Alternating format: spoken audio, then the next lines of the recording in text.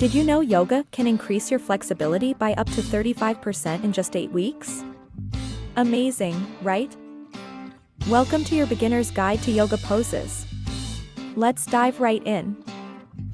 First up, the mountain pose. Super simple. Stand tall, feet together, arms by your side. Breathe deeply.